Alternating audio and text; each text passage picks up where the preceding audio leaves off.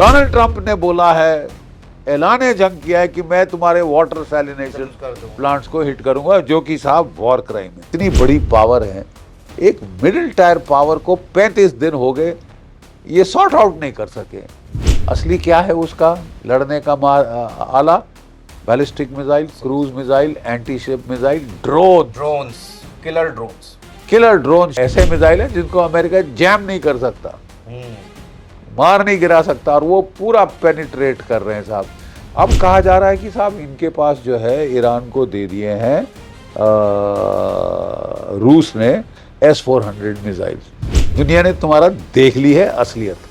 Iran जैसी middle power ने तुम्हारी खाट खड़ी कर दी। ईरान की फौजें बहुत प्रोफेशनल, बहुत some of the best military in the world. जहां तक मुझे मालूम है, अमेरिका का डिपार्टमेंट ऑफ डिफेंस की एक पूरा लॉ ऑफ वॉर पब्लिकेशन है, और उसका पैरा 17.9.2 मैं कोट कर रहा हूं, ठीक है, वो कहता है कि objects indispensable for survival of civilian population, जैसा कि पानी, आप उसको नहीं हिट कर सकते। आप डिसैलिनेशन प्लांट को हिट करना वॉर क्राइम है। और डोनाल्ड ट्रंप ने बोला है, ऐलान जंग किया है कि मैं तुम्हारे वाटर सैलिनेशन प्लांट्स को हिट करूंगा, जो कि साहब वॉर क्राइम है। अभी तक हम सुन रहे थे बूछा बूछा बूछा, यूक्रेन में 42 लाश मिली, Putin is a war criminal, ये वो। अगर वो वॉर क्रिमिनल है तो आप तो उससे कहीं ज्यादा बड़े वॉर क्रिमिनल हो। 168 छोटी लड़कियां मार डाली हैं आपने, उसके बाद 20 बच्चे और मारे हैं, तो बच्चों से आपको क्या है? I haven't understood this murdering children. You see, वो किसी मार के कौन सा तुम जीत किसी भी आप हारोगे साहब अगर आप ऐसा करोगे। देखिए, भारतीय सभ्यता में वो कहते हैं लड़ाई में एक धर्म होता है। धर्म का मतलब मजहब नहीं है, धर्म का मतलब राइटियसनेस, कि भाई सही चीज जो करता है पलड़ा उसका लड़ाई में भारी हो जाता है। और इनका पलड़ा देखिए, इतनी बड़ी पावर है, एक मिडिल टायर पावर को 35 दिन हो गए ये सॉर्ट आउट नहीं कर सके। बकवास जितना मर्जी कर लें, क्लेम जितने मर्जी कर लें, अपने मियाँ मिट्ठू बन रहे हैं, अपने मियाँ मिट्ठू बन रहे हैं कि भाई मैंने ये कर दिया, मैंने वो कर दिया, फाड़ दिया, सर फाड़ दिया, सर तोड़ दिया, ये कर दिया, वो कर दिया। मर्डर करे जा रहे हैं कमांडर पे कमांडर, ठीक है। वो कहते हैं साहब जब तक हमारा आखिरी सिपाही है हम लड़ेंगे, तब तक लड़ेंगे, आखिरी सांस तक लड़ेंगे, आखिरी सांस तक लड़ेंगे, तुम्हारी ऐसी तैसी करें। ये कह रहे हैं उनकी सारी मिसाइल बर्बाद कर दी, सारा कुछ बर्बाद कर दिया, एयरफोर्स बर्बाद। एयरफोर्स तो थी ही नहीं। एयरफोर्स तो वियतनाम ईरा मतलब 1970 की दशक के पुराने घसीटे पिटे जहाज थे साहब, जिसके स्पेयर पार्ट नहीं मिलते आजकल, मैन्युफैक्चरिंग बंद हो गया है। फैंटम्स अमेरिकन, टॉमकैट जो कि शाह ने खरीदे थे अमेरिका से, उस वक्त वो लेटेस्ट थे 1970।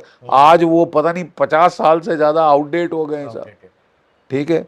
तो हमने वो बर्बाद कर दी, हमने छोटी चुनटा सी नेवी थी वो बर्बाद कर दी। असली क्या है उसका लड़ने का आला?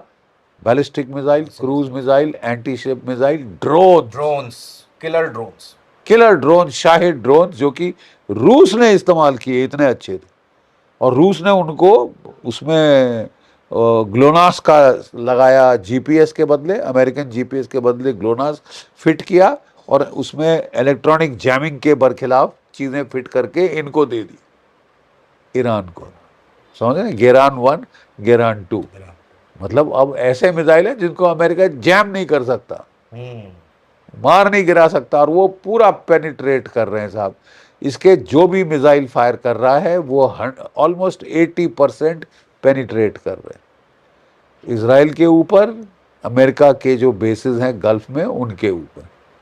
और कैसी मार मारी है साहब। एक वो सऊदी अरेबिया में बेस को हिट किया, एक एवैक E-3A सेंट्री टुकड़े में बट गया था इधर उधर, वो उसकी फोटो दुनिया ने देखी।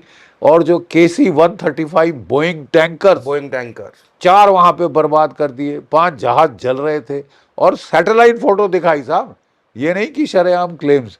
अब कहा जा रहा है कि साहब इनके पास जो है ईरान को दे दिए हैं रूस ने S-400 मिसाइल्स, जो जो एयर हमारी डिफेंस सिस्टम जिसके वजह से हमारी जीत हुई थी जीत हुई ऑपरेशन ऑपरेशन सिंदूर में, अगर वो आ गए, और लगता है आ गए, क्योंकि जितने आज F-35 फिर गिरा, हाँ F-35 गिरा है। आज F-35 गिरा है साहब। ये लड़ाई हूड़मती, पागलपने में, बगैर सोचे समझे, बगैर कोई स्ट्रैटेजी बनाए, बगैर कोई एग्जिट प्लान स्ट्रैटेजी बनाए लॉन्च कर दी लड़ाई। पहले कर दो फिर देखी जाएगी, अरे ऐसे मसल देंगे 48 घंटे में ख़त्म हो जाएगी। अरे सिर्फ 48 घंटे में ख़त्म हुई है। अब तो कम से कम आपको समझ आ जानी चाहिए ना। अब समझ में आ जाना लेकिन चाहिए। अब साहब जब अमेरिका के अंदर ये विरोध शुरू हो गया है, अगर इन जर्नैलों को सैक किया है, इसका मतलब उन्होंने अपोज किया होगा Oppose किया होगा। Use of ground forces. एक तो रेंजर का है, स्पेशल फोर्सेस को उसने बोला होगा कि मराओ मत, बड़ी हाई क्वालिटी मैन पावर है, ऐसी चवन्नी में जाने मत फेंको। कि क्या व्हाट इज योर ऑब्जेक्टिव, करना क्या चाहते हो वो तो बता दो। वो तो अभी तक दुनिया को आप बता नहीं पाए, हर रोज कोई बदली होता है ऑब्जेक्टिव है। और अब अपने आप को ये ऑफ रैम्प कहते हैं, 2-3 हफ्ते और मारूंगा, 2-3 हफ्ते लड़ाई और चलेगी। नेतन्याहू साहब कह रहे हैं अभी तो हम आधे रास्ते पहुंचे, अभी आधे रास्ते पहुंचे अभी तो 1-1.5 महीना और चलनी है। ठीक है साहब, जो बेटिंग होती है अमेरिका के अंदर वेरी इंटरेस्टिंग है। वो कह रहे हैं omen on Kalshi, America top prediction market, जहां पे बेटिंग करते हैं कि क्या होगा है? वो कह रहे हैं कि हॉर्मुज जो है जनवरी अगले साल जाके खुलेगा। लोग बेट कर रहे हैं इसके ऊपर। ठीक है साहब, जो वहां पे पोल हुआ है, जो पोल हुआ है इधर क्या कहते हैं, इजराइल में, नॉट इजराइल में, अमेरिका में, तो उसने कहा है कि रॉयटर्स इनसॉस पोल 7% अमेरिकन ने साथ दिया है ग्राउंड इन्वेजन का। 7% अमेरिकी आवाम ने सपोर्ट की है पुटिंग बूट्स ऑन ग्राउंड, यानी 93% ने कहा है गलत है, गलत नहीं है, करना, मत जाना, नहीं करना चाहिए। लेकिन और आप पहले तब से कह रहे हैं कि अगर इनके बूट वहां पर पड़ेंगे तो ये लोग बहुत भीषण, आप 28 तारीख से कह रहे थे इस बात की, जब से जंग की, अगर आप लोग घुसे तो वहां से निकल नहीं पाओगे। देखिए साहब, अब ये अपने लोगों को मरवाना चाहते हैं बगैर, इन स्पाइट ऑफ परामर्श जो कि आपके रिटायर्ड सैनिक एडमिरल्स और जनरल्स दे रहे हैं, बड़े सीनियर लोग जो लड़ाई लड़ चुके हैं, तजुर्बेकार हैं। डोनाल्ड ट्रंप साहब ने कौन सी बड़ी लड़ाई लड़ी है? पीट हेग्सेथ ने कौन सा तीर मारा है? हमने कोई मेडल नहीं देखा उसकी छाती पे कॉम्बैट में वैलर का। ठीक है ना साहब, कॉम्बैट में वैलर का एक मेडल लेफ्टिनेंट कर्नल को क्या पता होता? क्या पता होता। ठीक है ना साहब, जब मैं लेफ्टिनेंट कर्नल था, ठीक है, मैंने बटालियन कमांड कर ली थी, मुझे नहीं पता इसने बटालियन भी कमांड करी है कि नहीं। बहुत गंदी हिस्ट्री है सर पीट हेग्सेथ। नहीं, और इनके बारे में जो जब इनकी सेनेट हियरिंग हो रही थी तो इतने गंदे गंदे कारनामे थे इनके जो उजागर किए जा रहे थे, बदसलूकी के और ये वो और अय्याशी के वगैरह वगैरह।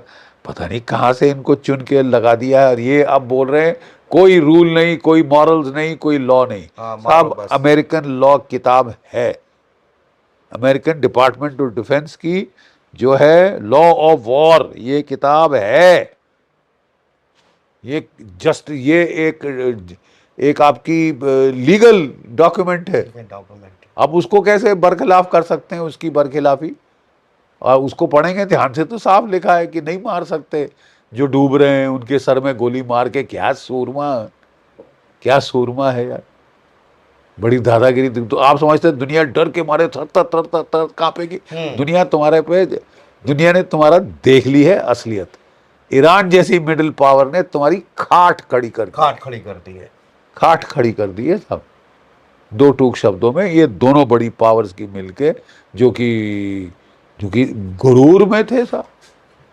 और माफ कीजिए, ईरान की फौजें बहुत प्रोफेशनल, बहुत some of the best military in the world.